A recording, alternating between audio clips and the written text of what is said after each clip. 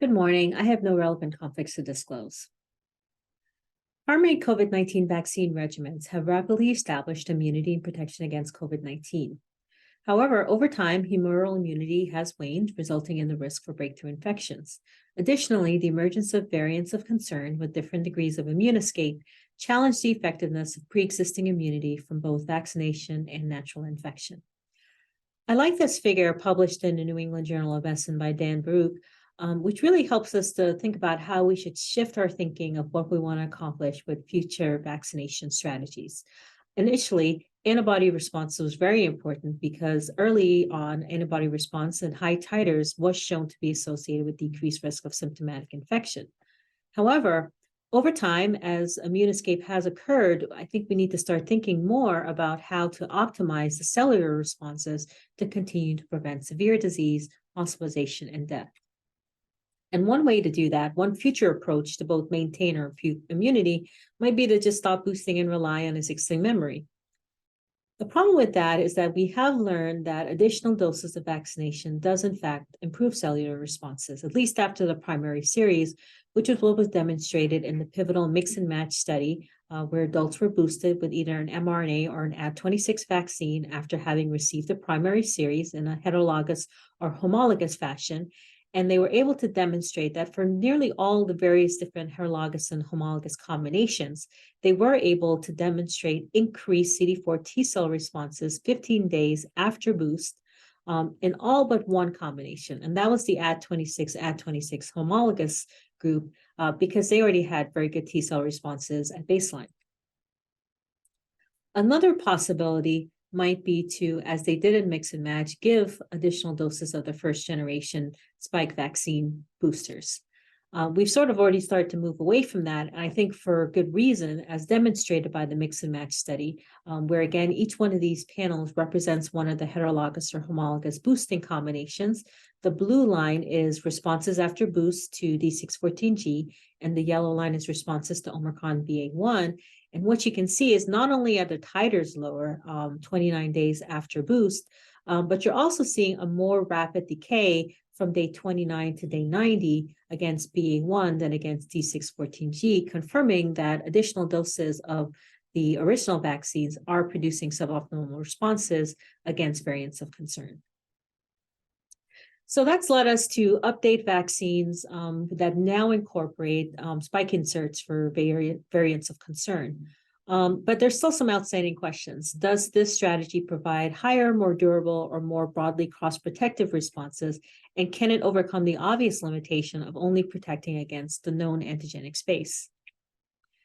So that's really the rationale for the COVAIL trial, which is the COVID-19 Variant Immunologic Landscape Trial. That's an NIH-funded study that we've been conducting since March at multiple sites across the United States, where the question we're trying to answer is, how do we use vaccines with variant or wild-type spike antigens in a monovalent, bivalent, or multivalent fashion to expand and optimize immune coverage?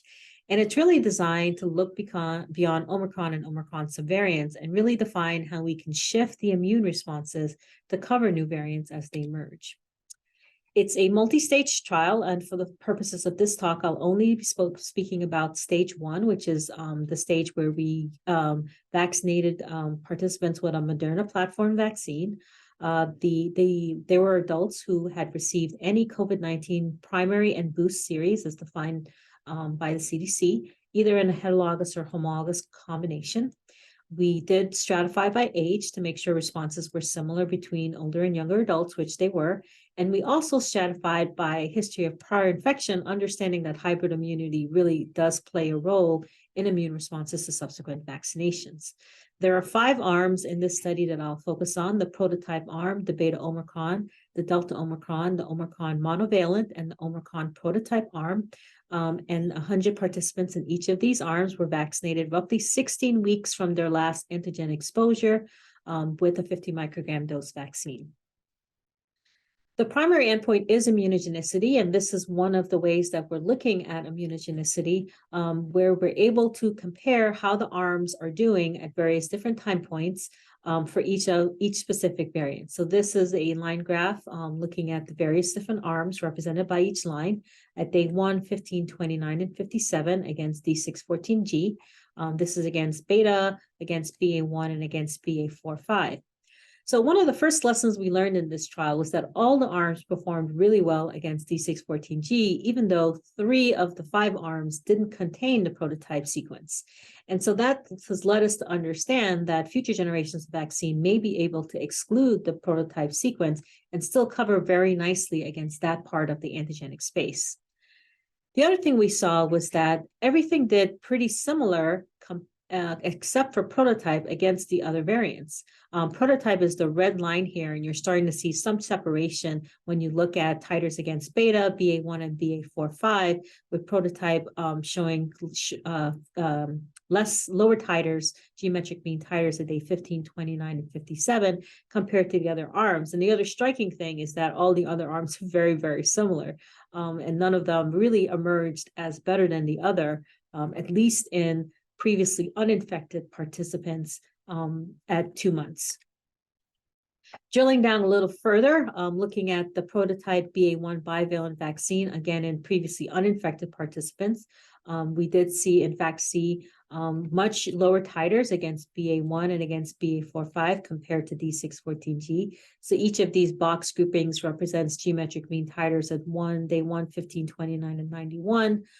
Against D614G, BA1, and BA45.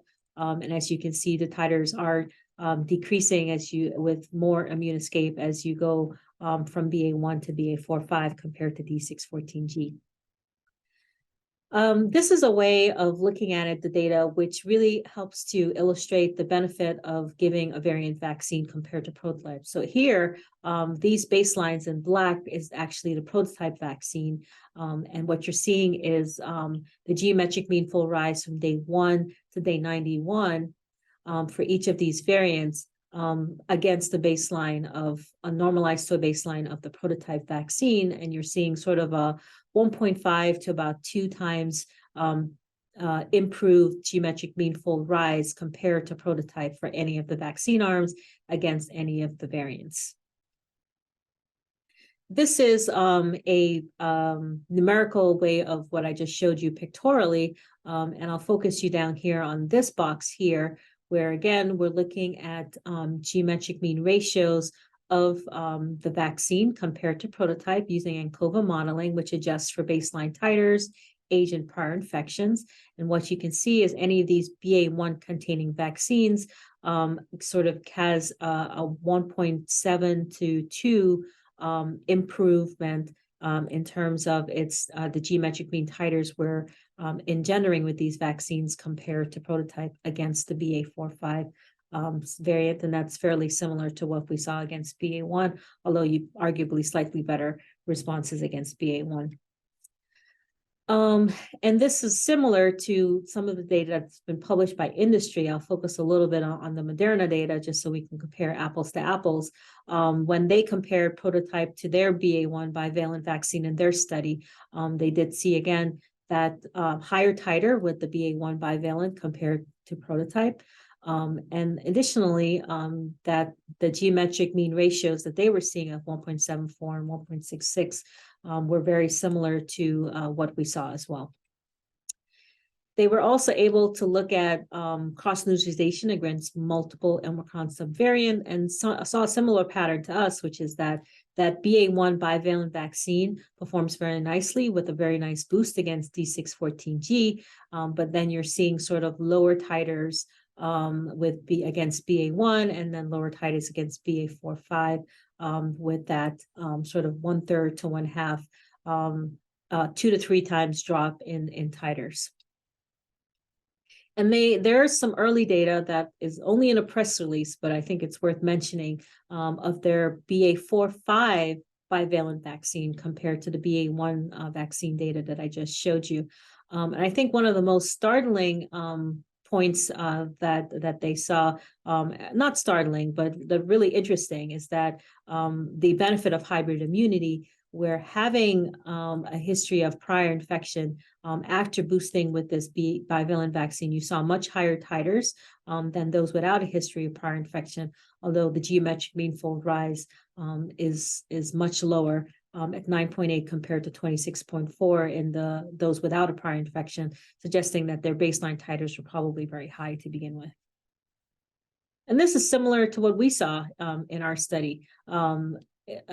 Using that BA1 vaccine, if we compare uninfected to previously infected adults, we see that the baseline for the previously infected is sort of very similar to the peak after boost for those uninfected, at least against BA.4/5. Again, highlighting the benefit of hybrid immunity. We also start to see a little bit more separation for some of the various different arms. And so it'll be intriguing to look out to day 91 and day 180 to see if we see even further separation and potentially some benefit of one of the arms over the other.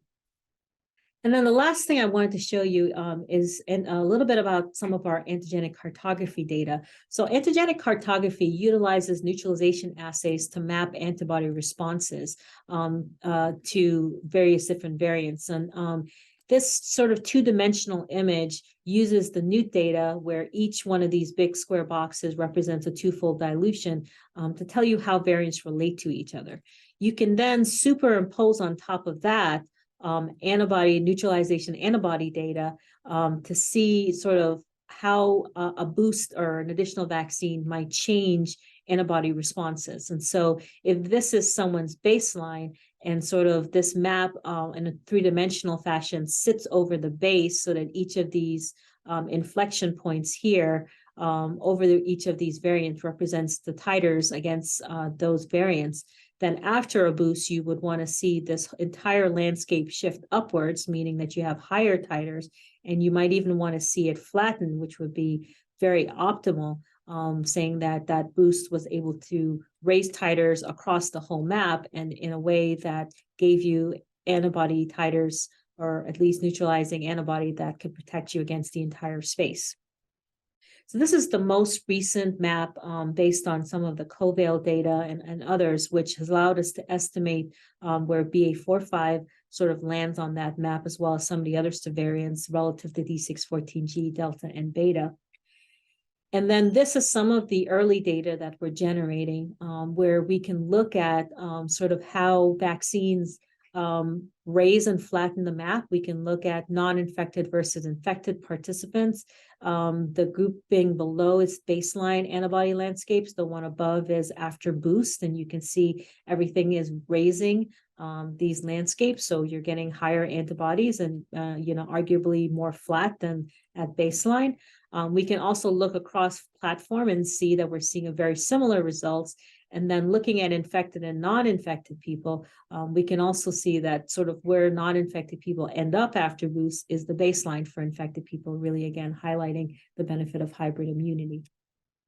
So to conclude, bivalent vaccine combinations do appear to offer serologic advantage and flatten the antigenic landscape more than prototype.